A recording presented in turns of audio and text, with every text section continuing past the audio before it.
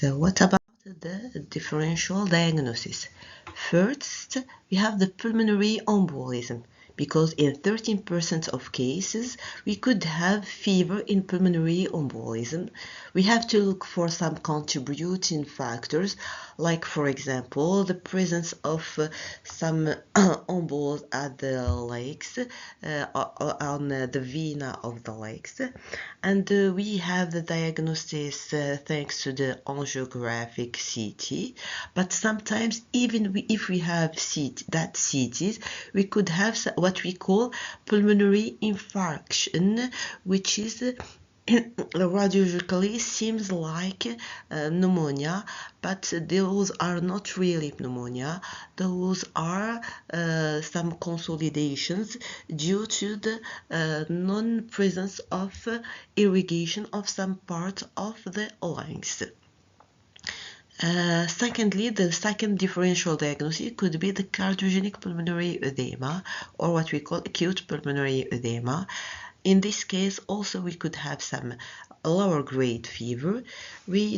Could be helped by the EKG and cardio ultrasound to have the diagnosis, and the difference with the other diagnosis is the rapid healing under some treatments that we call diuretic. Third, we could have the differential diagnosis could be with the atelectasis, which could be through-infected, and in this case we have on the chest X-ray a systemized and rectal nature of the opacity, in the difference with pneumonia, where we could have a systemized opacity but with no retraction and with the presence of air bronchogram. We will see all that on the chest X-ray. In this case, we do have to do a bronchoscopy, and the most common causes of these atelectasis are foreign body for children, tumor in adults, and some mucus plug, which is the presence of some bushing of mucus on the bronchi. Fourth diagnosis is the pulmonary tuberculosis. In this case, the symptoms are dating more than 15 days. We could have a cough, hemoptysis, which we do not have to have it in infection, night fever, and weight loss. On the chest X-ray, the lesions are mostly localized on the upper lobes. So, when we suspect a lower respiratory tract infection, do we have to do systematically a chest X-ray? What about biological and bacteriological examination? And do we have to hospitalize all the patients?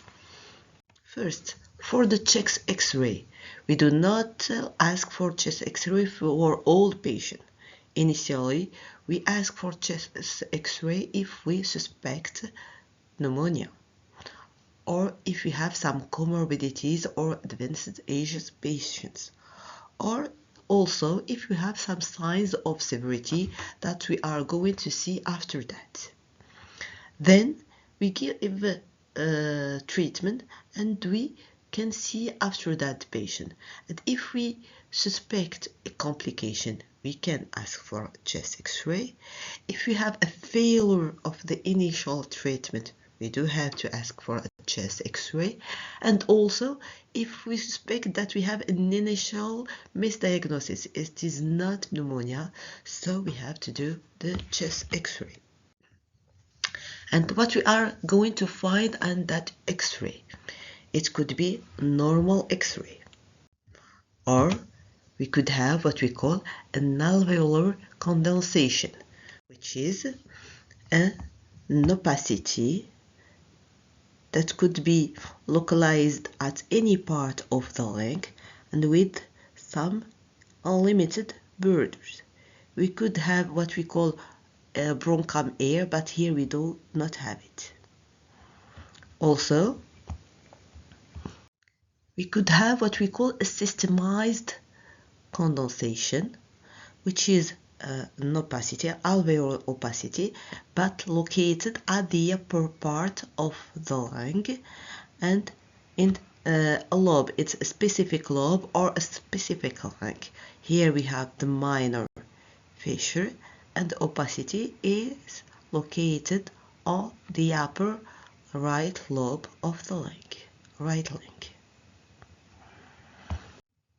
Here we have a systemized opacity, which is located at the median right lobe. We could also have what we call bronchopneumonia. And in this case, we do not have a systemized opacity or a specific alveolar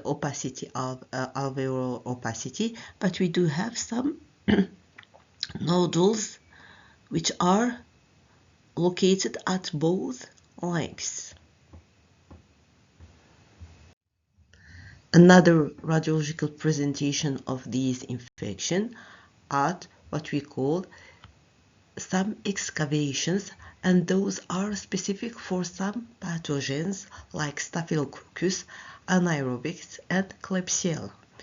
In this case, as you could see on the chest X-ray, we have some cavities, some clarities with some limited bird.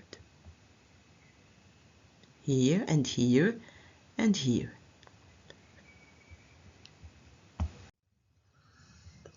We could always have sometimes, but or not always, sometimes have some complicated pneumonia, and in this case we have what we call an abscess.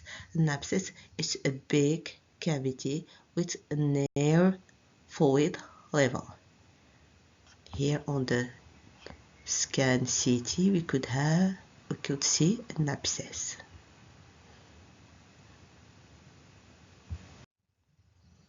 Another complication could be a pleural effusion, which is the presence of liquid on the pleural space. Here we have the pneumonia, and here we have the pleural effusion. So, first, as we have said, when we have to do the chest X-ray, then we have to assess the severity to know if we have to hospitalize these patients or no. And we assess this severity thanks to NAFSAPs, which are some criteria to know if we have to hospitalize these patients or no. And we have to search for that signs of severity, which are the impairment of higher function, which means the presence of some neurological signs that is a sign of severity.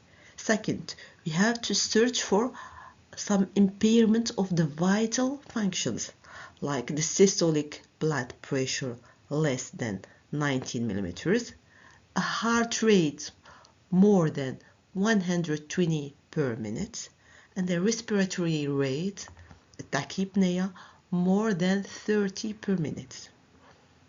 The third sign is a temperature less than 35 degrees Celsius or more than 40. An associated neoplasm, which is an active cancer or diagnosed within the year. Inhalation pneumonia, or with a known person who has some tracheobronchial obstruction. Or also if you have a complication like what we have seen before, an abscess or pleural effusions. All those are some signs of severities. Also, in some specific situation, when a patient have unfavorable socioeconomic conditions, or we are suspecting that he will not be compliant to the treatment, or in some particularly elderly patients, we could hospitalize these patients.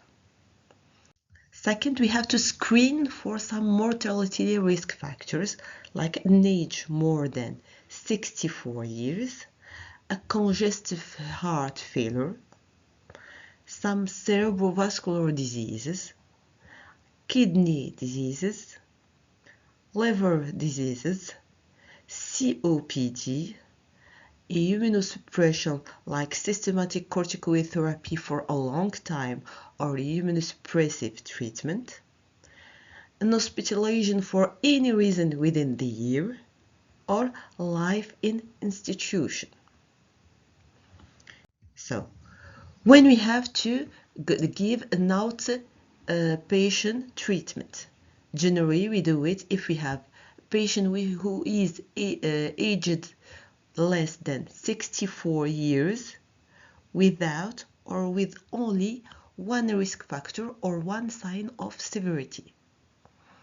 Or if we have a patient having more than 65 years without any risk factor.